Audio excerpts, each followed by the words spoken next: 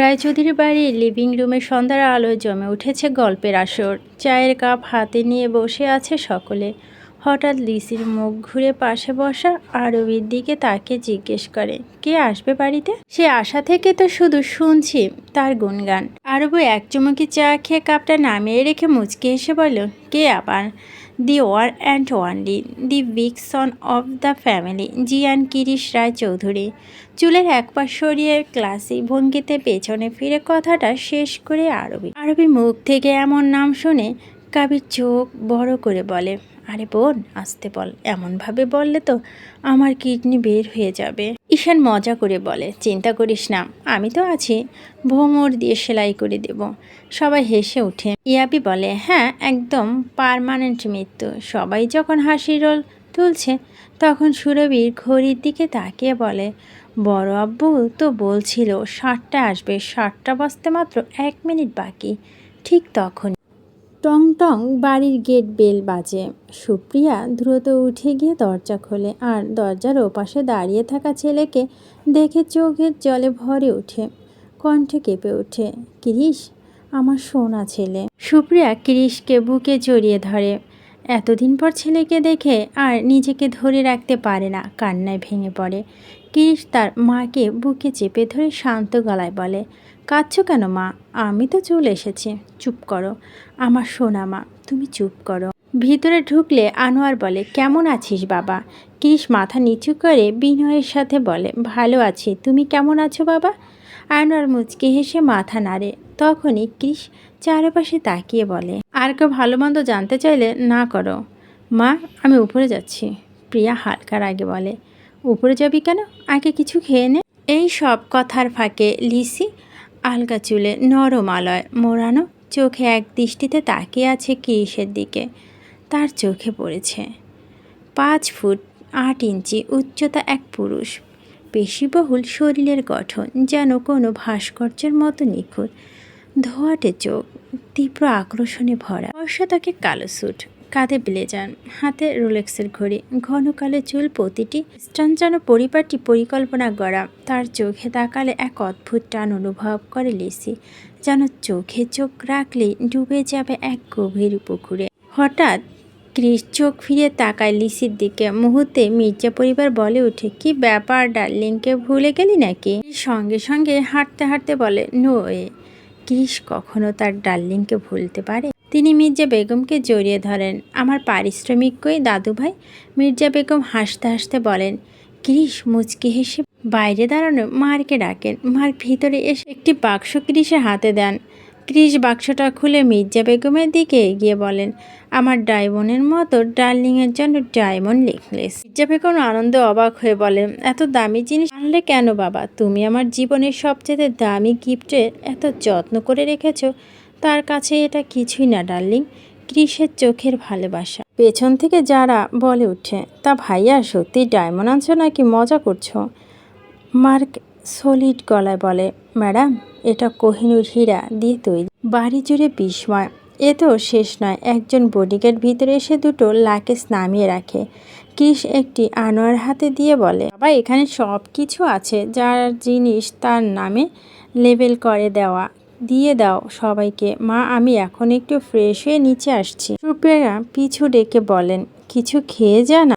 Chris বলে, পরে খাবো, এখন শুধু ফ্রেশ হব। ছোপাতে বসে মেয়েরা ফিস ফিস করে কথা বলছে আর হাসছে, কেউ আবার চোখের ইশারায় কথা বলছে। এই দেখে হঠাৎই পাশ থেকে ঈশান বলে ওঠে, তোরা কি ফিস ফিস করতেছিস? হ্যাঁ। আরবি তাকে পাশ কাটিয়ে ঠান্ডা স্বরে বলে, কিছু না, আর তোদের জানালে কি লাভ? এই বলে সে মুখ ফিরিয়ে ক্রিসের দিকে তাকায়। তার চোখে একটা মিষ্টি খুনসুটি ঝিলিক। ভাইয়া তুমি ফ্রেশ হয়ে নাও, আমি উপরে গেলাম। এই লিসি চল। আরবি হাঁটতে শুরু করে। লিসি পিছন পিছন হাঁটতে যাবে, ঠিক তখন ক্রিস নামটা কানে পড়তে ছেলেটি আলতো মাথায় তোলে। চোখ যায় লিসির দিকে। সে পেছনে ঘুরে হাঁটছে, তার হাঁটু ছুঁই ছুঁই কেশ, ধীর পায়ে সিঁড়ি বেয়ে উঠছে। এক মুহূর্তে থেমে থাকে ক্রিসের দৃষ্টি। তীব্র ঠান্ডা চোখে সে তাকিয়ে থাকে। আর হঠাৎ সেই মুহূর্তে লিসি পা পিছলে যায়। একটা কাপা আর্তনাদ ভেসে আসে। রেলিং ধরতে গিয়ে হাত পিছলে যায়। সবাই স্তব্ধ। ঠিক সেই মুহূর্তে এক ঝলকে সিঁড়ি বেয়ে উঠে আসে কৃষ। এক হাতে কোমর, আরেক হাতে মাথা ধরে টেনে নেয় নিজের বুকের মধ্যে। এক মুহূর্তের জন্য সবাই নিচ থেকে তাকিয়ে থাকে অবাক হয়ে, যেন লিসিকে হারিয়ে ফেলতো সবাই। লিচি চোখ বন্ধ করে ফেলেছে। তার ঠোঁটের কাছাকাছি কৃষের নিঃশ্বাস। তার মাথা বুকের কাছে কৃষ তাকিয়ে আছে লিসির মুখে, একদম নিঃশব্দ। লিসি ধীরে ধীরে চোখ খুলে তাকালো। চোখে চোখ পড়ে, চোখে এমন গভীরতা যেন শতাব্দী পেরিয়ে তাকিয়ে আছে দুজন। সেই মুহূর্তে তার কিছু নেই, না ভয়, না রাগ, না লজ্জা, শুধু তারা দুজন। এক মুহূর্ত লিসি আস্তে আস্তে চোখ খুলে, চোখে চোখ পড়ে কৃষের সাথে। তারা একে অপরের চোখ থেকে চোখ সরাতে পারছে না। চারপাশে শব্দ হঠাৎ ফিরলে সুরভি চিৎকার করে, এই গাধা, এখনও হাত লম্বা করে রেখেছিস কেন? আরবি হাত বাড়িয়ে লিসিকে ধরতে গিয়েছিল, কিন্তু ভয়ে তখন থেকে এখনও হাত বাড়িয়ে রেখেছে। আরবি সোজা হয়ে দাঁড়িয়ে বলে, আরে হ্যাঁ, আমি তো ধরতে গিয়েছিলাম, তারপর সব থেমে গেল দেখে হাতও থেমে গেছে। লিসি ধীরে ধীরে উঠে দাঁড়ালো। আরোহীর কথা, তাদের চোখের মিলন থেকে দুজনে হুঁশ ফিরে। লিসি আলতো স্বরে বলল, থ্যাঙ্কস ভাইয়া। কৃষ কিছু বলবে, কিন্তু গলা কিছু আটকে যায়। মির্জা বেগম তড়িঘড়ি করে দাঁড়িয়ে বলে, তুই ঠিক আছিস তো লিসি? লিসি মাথা নাড়িয়ে বলে, হ্যাঁ নানু, আমি ঠিক আছি। সুপ্রিয়া দম নিয়ে বলে, দেখলে তো, ভাগ্যিস কৃষ ছিল, না হলে তো জানি না কি হতো। প্রিয়া রেগে বলে, আর তোরা একটু সাবধানে চলতে পারিস না? যদি পড়েই যেত। আরবি হাসতে হাসতে বলে, আরে মা, পড়েনি তো, যা হবার ছিল হয়ে গেছে, এখন উপরে যাই। আরবি হেসে বলে, লিসি তুই চল। আরবি আর মেয়েরা উপরে চলে গেল। কৃষ এখনও দাঁড়িয়ে আছে। সে তাকিয়ে আছে নিজের হাতে, যেন কিছু একটা অনুভব করছে। তার স্পর্শ কিছু ছিল যেটা সে আগে কখনো অনুভব করেনি। কি সেটা? সে ভাবনার মগ্ন কৃষ। ঠিক তখনই মার্ক এসে বলে, বস চলুন। কৃষ যেন হঠাৎ বাস্তবে ফিরে এসে বলে, চলো। কিছুক্ষণ পর কৃষ ওর রুমে চলে আসে। রুমে ঢুকে কৃষ বলে, মার্ক তুমি এখন যাও। মার্ক মাথা নেড়ে বেরিয়ে গেল। কৃষ দরজাটা টেনে বন্ধ করে দেয়। তার চোখ ঘরের দিকে। সেই পুরানো টেবিল, সেই কলম, সেই বিছানা, সব কিছু এখনও আগের মতোই আছে। ঘরের ভিতর এত বছর পরেও কেউ কিছু নাড়ায়নি। মা ঠিক রেখে গেছে, যেমন ছিল তেমনই। কৃষ তা দেরি না করে ফ্রেশ হতে চলে যায়। ঘড়িতে তখন ঠিক রাত 8টা। রায়চৌধুরী ভিলা লিভিং রুমে সবাই গল্প করছে। কেউ হাসছে, কেউ চায়ে চুমুক দিয়ে মুখ ঢেকে খিলখিলে না হেসে ফেলে। অন্যদিকে ডাইনিং টেবিলের কাছে বসে আছে কৃষ। সামনে তার মা সুপ্রিয়া আর চাচি প্রিয়া, দুজনে মিলে তাই আদর করে খাইয়ে দিচ্ছে। দুপাত্রে করে ভরে মাছ, মাংস, ভর্তা, আর পাশে কাবাব, মুরগির ঝোল, খাসির রেজালা।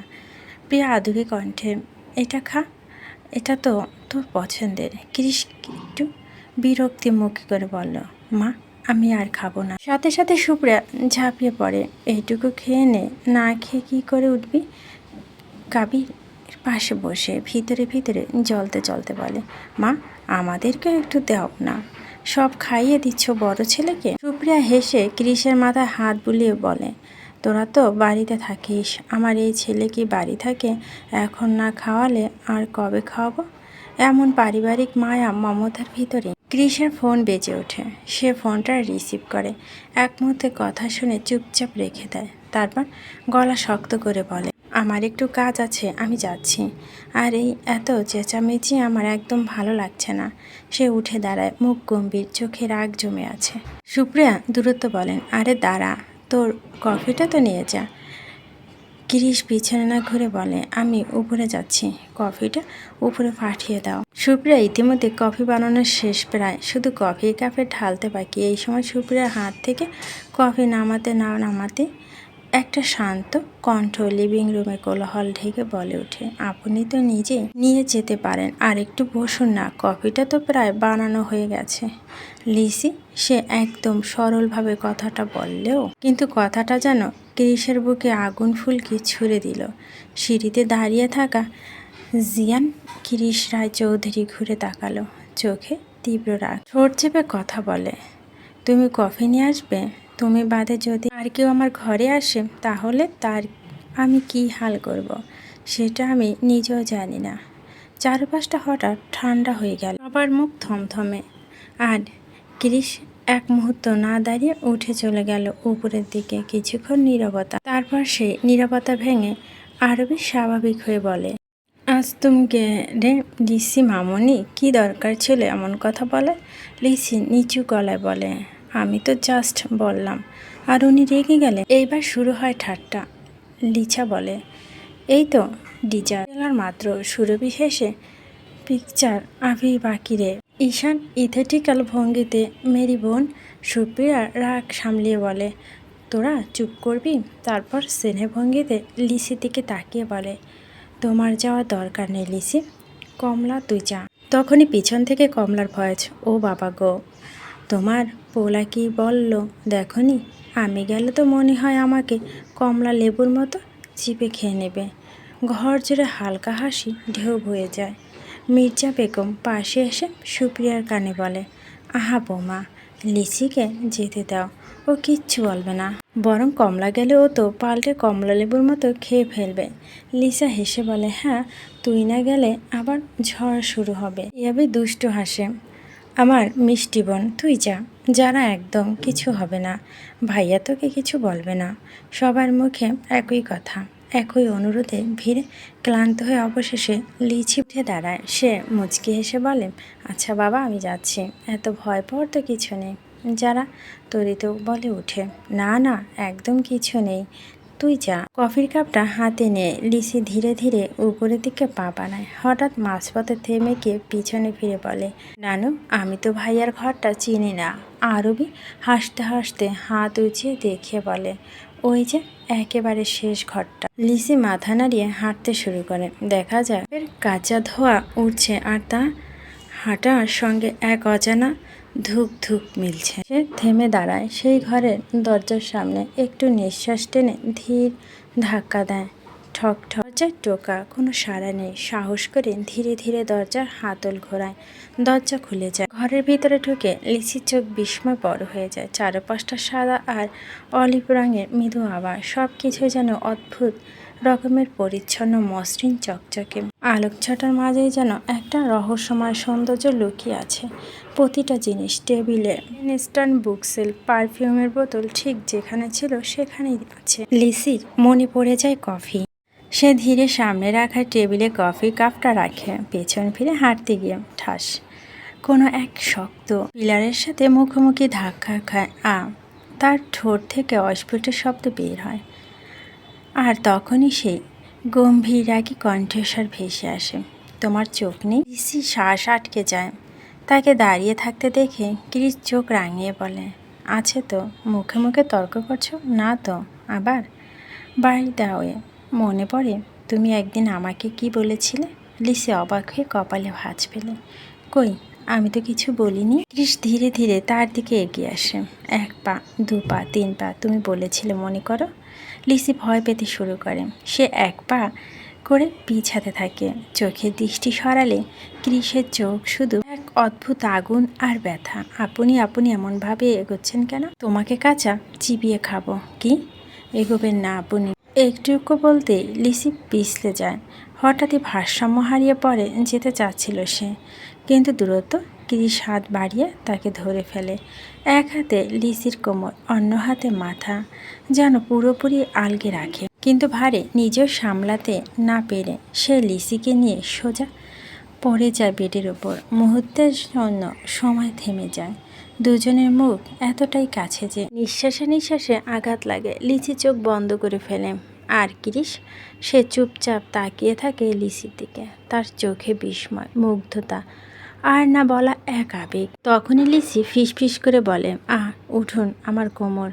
এই কথা ক্রিস যেন হঠাৎ বাস্তবে ফিরে আসে। সে তড়িঘড়ি করে উঠে দাঁড়ায়। লিসিও লজ্জা, ভয় আর অদ্ভুত ঘাবড়ানো অনুভব নিয়ে তাড়াতাড়ি উঠে দাঁড়ায়। একটাও শব্দ না করে সে দৌড়ে দরজা দিয়ে নিচে নেমে যায়। আর পেছনে দাঁড়িয়ে থাকা জিয়ান ক্রিস রায়চৌধুরী এক কোনায় দাঁড়িয়ে থেকে মুচকি হেসে ফিসফিস করে বলে, এটা তো সবে শুরু লিসি শর্মা। এদিকে লিসি এক দৌড়ে নিচে চলে যায়। মুখে তার একটা চাপা অস্থিরতা, চোখে মুখ কালিমা, যেন দম বন্ধ হয়ে আসছিল কিছুক্ষণ আগে। সবাই তখন লিভিং রুমে বসে আড্ডায় মগ্ন। আর হঠাৎ লিসিকে এভাবে দৌড়ে আসতে দেখে চারদিক থেকে প্রশ্ন ছুড়ে আসে। আরবি ভুরু কুচকে বলে, তোকে কিছু বলেছে? যারা তাড়াতাড়ি বলে ওঠে, তোকে বকেছে নাকি? কাবির একটু ভয় পাওয়া মুখে বলে, মেরেছে বল।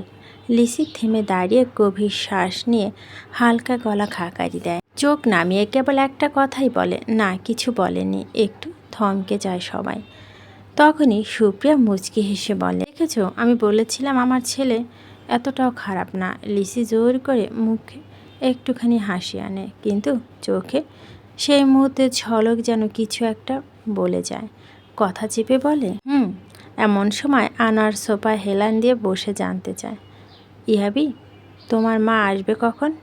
ইয়াবি চিপস খেতে খেতে প্যাকেটটা এক পাশে রাখে আর একটু বিরক্ত সুরে বলে, আর বলো না মামা, আমরা সবাই তো চলে এসেছি। মা বলল খালামণির সঙ্গে থাকবে, বিয়ের দিন ঠিক এসে যাব। ঈশান একগাল হেসে বলে, আমারও সেই সেম ঘটনা। নিজেদের মধ্যে বিয়ে হলে যা হয় আর কি। যারা ঠোঁট উল্টে বলে, এই জন্য আমি বলেছি আমি নিজেদের মধ্যে বিয়ে করব না। যারা এমন কথা শুনে মেয়েরা হেসে ওঠে। একটা না ফিস ফিস চাপা হাসি ছড়িয়ে পড়ে ঘর জুড়ে। ঈশান নাটকীয় ভঙ্গিতে বলে, তাহলে আমার কি হবে? যারা চোখ কুঁচকে বলে, আমি কি করে জানবো, গাধা একটা। ঈশান হঠাৎ সোফায় উঠে গম্ভীর হয়ে বসে, তাহলে আজ থেকে আমি কাউকে চিনি না। ঠিক আছে মামা, আমি নিজেদের লোক না, আমি এখন বাইরের লোক। আউটসাইডার। সবার মুখ থমকে যায় এক মুহূর্তে, তারপর আবার হো হো করে হাসির ঝড় বয়ে যায়। তখনই যারা বলে, ঈশান তালুকদারের বাচ্চা, তোকে আমি জ্যান্ত চিবিয়ে খাবো। ঈশান চমকে গিয়ে বলে, আরে আমাদের তো বিয়েই হয়নি, তাহলে বাচ্চা কোথা থেকে আসলো? যারা রেগে কিছু একটা বলতে যাবে ঠিক তখনই পেছন থেকে আনারুল একটু কেসে বলে, এখানে বড়রা আছে, একটু আসতে। আনারুলের কথায় যারা আর ঈশান দুজনে থেমে যায়, চোখ নামিয়ে ফিস ফিস করে বসে পড়ে। আর এই দুই বেয়াদবের হাল দেখে বাকিরা মুচকি মুচকি হাসতে থাকে। হাসি থামিয়ে এবার মির্জা বেগম গলা খাকারি দিয়ে বলেন, আমার মেয়েরা ঠিক করেছে, ওখানেই থাকবে। তা না হলে মাবেনা একা সামলে কিছু করতে পারবে না। মির্জা বেগম এমন কথা শুনে আনোয়ার মাথা নাড়িয়ে বলল, তা তুমি একদম ঠিক বলেছ, ওদের সাহায্য ছাড়া সামলানো মুশকিল হবে। ইয়াবি পাশে বসে রিহানের দিকে তাকিয়ে বলে, তুই চিন্তা করিস না ব্রো, আমরা তো তোর সাথেই আছি। কিন্তু রিহান তখনও চুপচাপ ফোনের স্ক্রিনে চোখ গেঁথে বসে আছে। এই দেখে কাবির একটু কৌতূহল হয়ে বলে, তুই ফোনে কি দেখছিস রে? দে তো দেখি। কাবির ঝুঁকে ফোনটা নিতে গেলে চোখে পড়ে রিহানের স্ক্রিনে। সেখানে সে নুসরাতের সঙ্গে চ্যাট করছে। একগাল হাসি দিয়ে কাবির বলে, আরে পা রোমিও। সুরভির পাশে বসে বলে ওঠে, কি ভালোবাসা রে বাবা, আর মাত্র কয়টা দিন, তাও তো সহ্য হচ্ছে না। এই কথা শুনে রিহান একটু লজ্জা পায়, কিন্তু মুখে কিছু বলে না। আর সবাই আবার হেসে ওঠে। রান্নাঘর থেকে পিয়া চিৎকার করে বলে, সবাই খেতে আসো। তার কথার সাথে সাথে মির্জা বেগম নিজের চেয়ার উঠে দাঁড়িয়ে বললেন, অনেক হয়েছে, এবার সবাই খেয়ে নাও, চলো। মির্জা বেগমের কথায় সবাই সোফা আড্ডা ভাঙে। ছেলে মেয়েরা হৈ হৈ করে উঠে ডাইনিং টেবিলের দিকে যায়। ডাইনিং টেবিলে ফুল হাউজ, গরম গরম খাবারের সুবাস ছড়িয়ে পড়ছে পুরো ঘরে। এরই মধ্যে একটু পরে ধীরে ধীরে নিচে নামে গিরিশ। তার হাঁটার ভঙ্গিমা এতটাই স্টাইলিস্ট, যেন প্রতিটি পাতে অটিশন। সে এক ঝলক চারপাশ দেখে, তারপর চুপচাপ গিয়ে বসে লিসি ঠিক সামনের চেয়ারটায়। লিচি চোখ নিচু করে খাচ্ছে, কিন্তু সে অনুভব করছে তার দিকে অনবরত কেউ তাকিয়ে আছে। সে কেউ আর কেউ না, জিয়ান গিরিশ রায় চৌধুরী। প্লেটের ভিতরে চামচ ঘোরানো, মাঝেও গ্রীষের চোখ আটকে আছে লিসির মুখে। লিসি যেন এক অদ্ভুত সমস্যায় পড়ে গেছে, না পারছে কিছু বলতে, আর না পারছে এভাবে তাকানোটা সহ্য করতে। এই টেনশনের মধ্যে হঠাৎ ফাটা দেয় আরবি। খেতে খেতে গুনগুনিয়ে বলে, চোখে চোখ কথা বলে, হৃদয় রাখো হৃদয়ে। আরবি এমন হঠাৎ প্রেমের গান শুনে সুরভি রেগে বলে, তোর কি লুভুতে কামড়িয়েছে যে খেতে বসে গান গাইছিস? সুরভির কথা শেষ হওয়ার আগে রিহান বলে, হতেও পারে, লুল্লু তো ওর বর। সেই কথায় চারপাশে হাসির ঝড়। আরবি টমেটোর মতো লাল হয়ে যায় হাসি আড্ডায়। এর মাঝে হঠাৎ করে লিসি বলে উঠে, সবাই চমকে ওঠে। আনোয়ার গম্ভীর গলায় বলে, কি হলো লিসি, কিছু হয়েছে? মির্জা বেগম চিন্তিত মুখে বললেন, কি হয়েছে তোদের, বল তো। লিসি একটু কাচুমাচু হয়ে গলায় কাঁপন এনে বলে, কিছু না, মনে হয় মশা কামড়িয়েছে।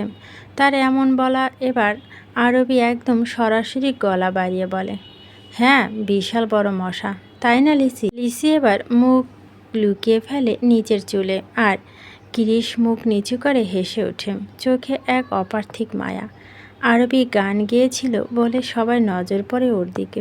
এবার কিরিশ তাকায় সরাসরি আরবির দিকে। কিরিশের চোখ সেই গভীর ভয়ঙ্কর ঠান্ডা দৃষ্টি।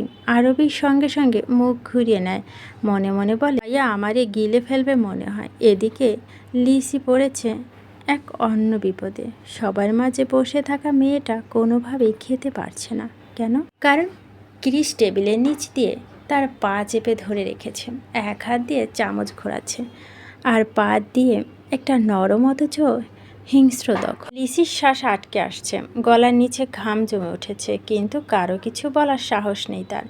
সবাই খাওয়ার শেষ পর্যায়ে পৌঁছেছে। এমন সময় আনোয়ার গম্ভীর গলায় বলে, কাল সকালে সবাই মার্কেট করতে যাব। কিরিশ, আমি তোমার কাছ থেকে এবার কোনো এক্সকিউজ শুনবো না, তোমার আমাদের সঙ্গে যাওয়া লাগবে। ধীরে চামচটা নামিয়ে রেখে বলেন, ঠিক আছে যাব।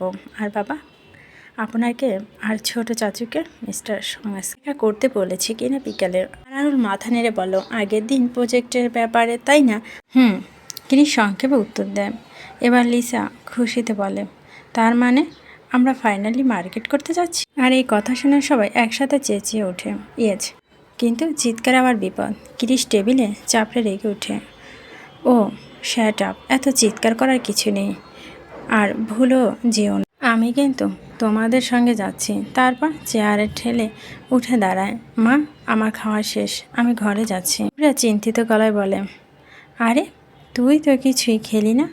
ঠিক ওঠার আগে কিরিশ তার গায়ের ব্লেজারটা খুলে নেয় আর লিসির পায়ে টেবিলের নিচ থেকে জোরে খামচে দিয়ে যায়।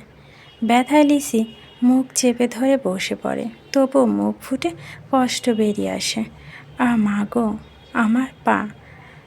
আরোহী ঠোঁট কামড়ে হাসি চেপে বলে, আবার মশা, তাই না? লিসি ব্যথা সামলে গলা নিচু করে বলে, মুহূর্তটা যেন পায়ের স্পর্শে আগুন ছুঁয়ে গেল। কাউকে বলা যাবে না। সবাই রাতের খাবার শেষ, যে যার রুমে চলে যায় ঘুমাতে। আর লিসি আর আরোহীর রুমে। ঘরে হালকা আলো জ্বলছে। আরবি বেডে হেলান দিয়ে বসে ফোন ঘাঁটছে, আর লিসি আয়নার সামনে বসে তার কোমরের ছোঁয়ার লম্বা চুল বিলি কাটছে। কিছুক্ষণ চুপচাপ থাকার পর লিসি আচমকা চুল আঁচড়ানো থামিয়ে বলে, আরোহী আপু, তুমি আমাকে কালকে পুরো বাড়িটা ঘুরিয়ে দেখাবে তো? আরোহী হেসে বলে, তুমি আমাকে এমন করে বলবে না, আমি চা এনে দিতাম। লিসি মুখ নিচু করে মুচকি হাসে। ঘর অন্ধকার, হালকা চাঁদের আলোয় জানালা ফাঁক দিয়ে এসে বিছানায় পড়েছে। আরবি উঠে বসে, শোন, তুই আমাকে আপু বলবি না, শুধু আরবি বলবি। লিসি একটু থেমে, কিন্তু তুমি তো আমার বড়। আরবি বড়? হা, কিসের বড়? তুই শুধু আরবি বলবি, বুঝাচ্ছিস? লিসি কিন্তু। আরবি না, কোনো কিন্তু নয়।